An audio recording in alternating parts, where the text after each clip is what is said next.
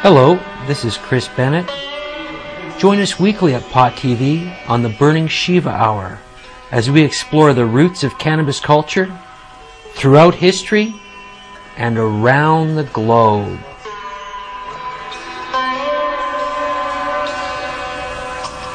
On pottv.net, home of the herb.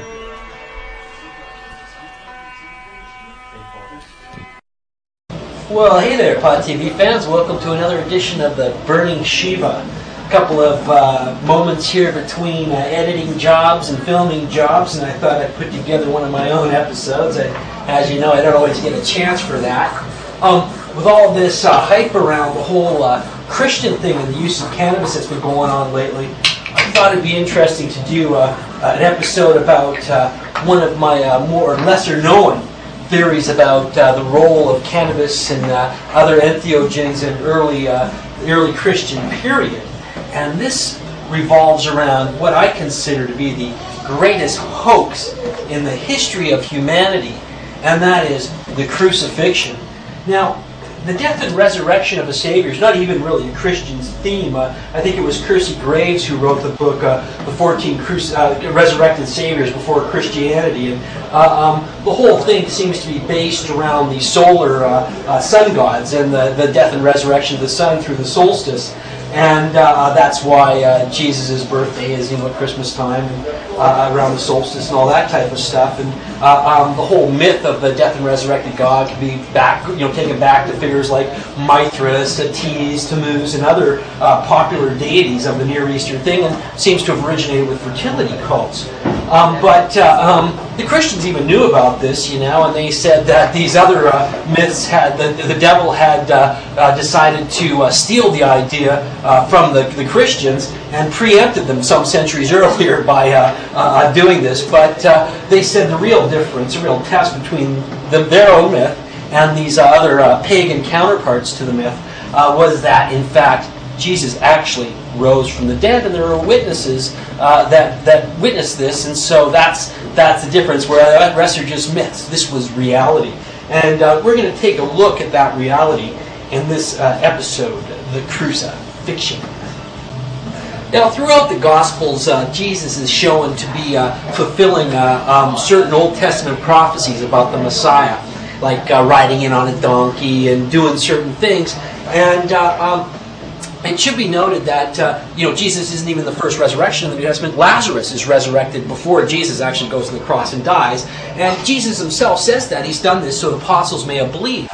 And it's interesting, the story of Lazarus, as described in the Gospel of John, because Jesus is shown to have known Lazarus and his sisters, Martha and Mary, long before he knew any of the apostles. And they were quite familiar with him and referred to him as teachers. So they obviously had some background with Jesus.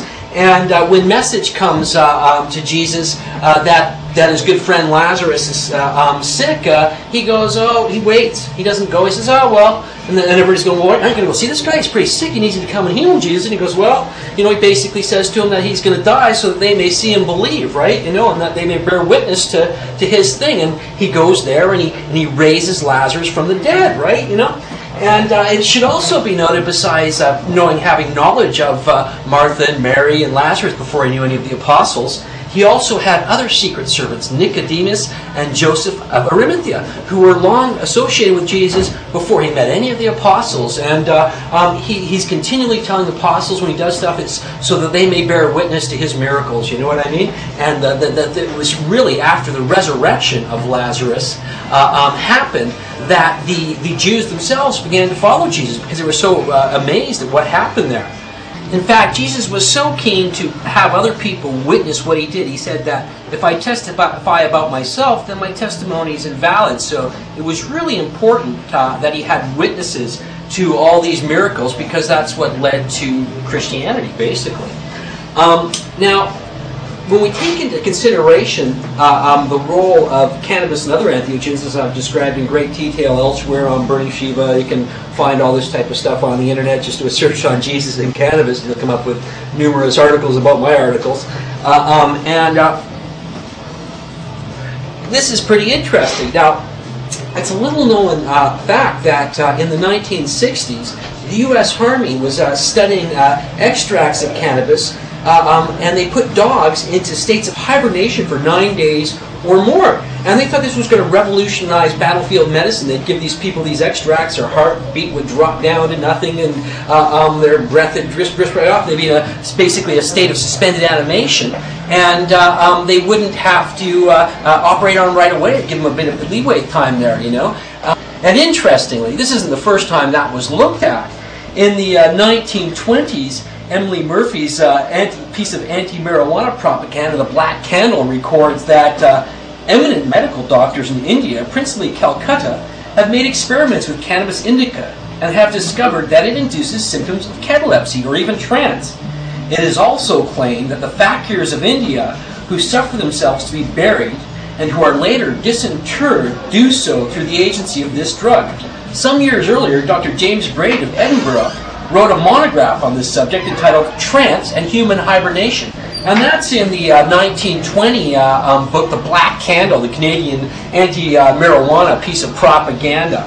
Now, interestingly, some of Dr. James Braid's research is reprinted in a book that's still in print. The 1855 classic Plant Intoxicant by Baron Ernst von Bibra has a chapter on hashish, and he refers to excerpts from Braid's work, and I'll read you. This is in a chapter about cannabis and plant intoxicants, but it's referring to Dr. James Braid's work and research regarding the fakirs in India. One of these said that he would, Ranjit Singh said he would induce himself into a state of death-like state, and that he would be interred, you know. And he was put into 3 feet below the floor in a room in a sort of cell. The cell, too, was locked and sealed, and it contained a wooden box about 4 feet long by 3 feet broad with a sloping cover placed upright. And he was interred in this for a few days, and then when they opened the box, he says they saw a figure enclosed in a white bag. The fakir's servant took this figure out of the box and placed it upright against the door. When he took off the bag, the legs and arms of the body were shriveled and stiff, and the head reclined, corpse-like, on the shoulders. No pulse in the heart, the temples, or the arms could be discovered. The servant then sprinkled warm water on the body, while he forcefully rubbed its arms and legs. During this time, the servant placed a hot wheat cake on the head, a process which he twice or thrice renewed.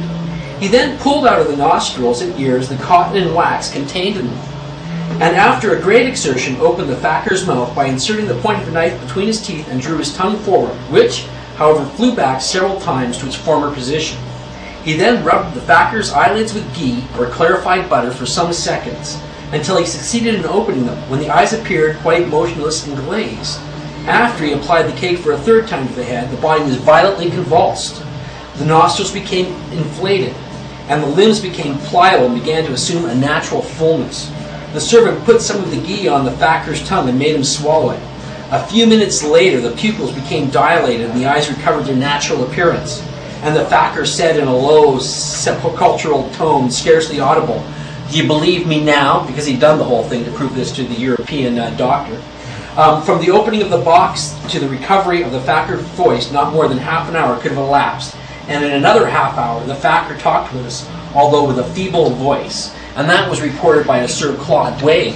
Now, Dr. O'Shaughnessy also reported, after giving somebody a really powerful dose of cannabis, that they went into the same cataleptic state, and he says he chanced to lift up the patient's arm. The professional reader will judge of my astonishment when I found it remained in the posture which I placed it. And the limbs of the patient had by the narcotic been thrown into a strange and almost extraordinary of all nervous conditions, into that state which so few have seen the existence of, which so many discredit, the genuine state of catalepsy. Now, catalepsy mimics death, and actually even in our modern times with modern medicine, people, not necessarily through cannabis, have somehow become into this cataleptic state. And they've been mistaken for dead, even with modern medicine. They've missed the heartbeat on the every odd beat that it does put off. They missed the breath, all that. They end up in a morgue, and then they wake up. And they come, and it's like they came back to life, right? And scare the shit out of some mortician somewhere. But this still happens. There's newspaper stories about it once in a while and that type of thing, right? So that's pretty interesting that an extract of cannabis could produce that thing, that state. Now, the fake death thing wasn't limited to Indian fakirs, and a number of Western occultists managed to accomplish this feat as well after studying in India. And in this picture here, Dr. Pierre Biard demonstrates the Kali Mudra, the counterfeit death, in an audience of physicians here who can be seen taking his pulse and stuff like that. Well, he mimics death. So whether Dr. Pierre Bernard used cannabis to instill this state, I don't know.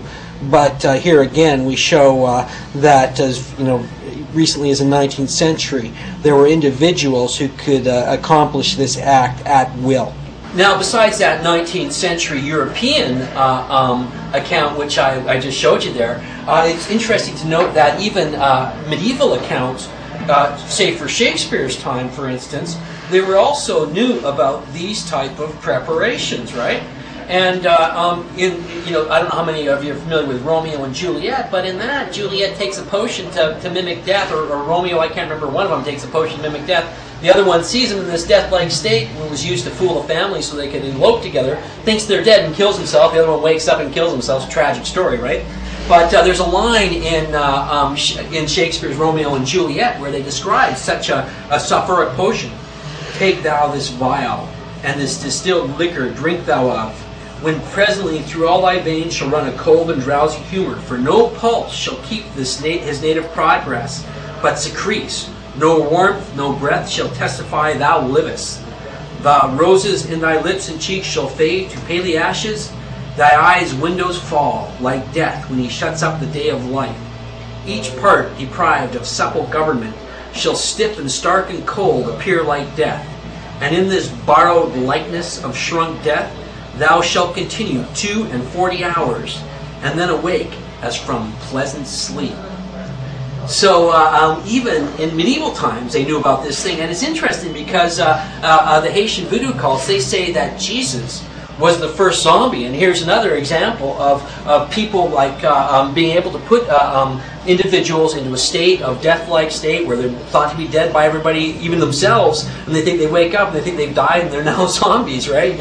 So that's a pretty powerful situation. And we have a similar situation again with cannabis back in the medieval time with the assassins, because one of the myths about Hassan Sabah and his initiations involving hashish was that not only did the initiates that had been drugged with hashish and who woke up in Hassan Sabah's pleasure gardens with rivers running with wine and the beautiful nymphs everywhere, but they had also would come back and their associates would say, yeah, I saw your body, you were dead, so their body was in a death-like stiff state. Well, they were astral traveling and then winding up in Hassan Sabah's earthly paradise within the castle of the assassins. So there's numbers of examples of this situation throughout history, and that gets pretty interesting when you take a really close look at the crucifixion and resurrection of the Lord. 40 years ago, Dr. Hugh Schoenfield shocked the theological world with his sensational book, The Passover Plot, which suggested that Jesus may have feigned death on the cross through a soporific potion, a hypothesis which, if suggested only a few centuries earlier, would have seen the author burned at the stake or worse. Suggesting that Jesus' cry from the cross, "I am thirsty," could have been a signal to receive a specially prepared potion. Schoenfield speculates that, quote, the plan may have been suggested to Jesus by his prophetic words. They gave me also gall for my meat, and in my thirst they gave me vinegar to drink, end quote. With precision scholarship, Dr. Schoenfield noted that if what Jesus received had been the normal wine diluted with water, the effect would have been stimulating. In this case, it was exactly the opposite. Jesus lapses quickly into complete unconsciousness. His body sagged, his head lolled on his breast, and to all intents and purposes, he was a dead man.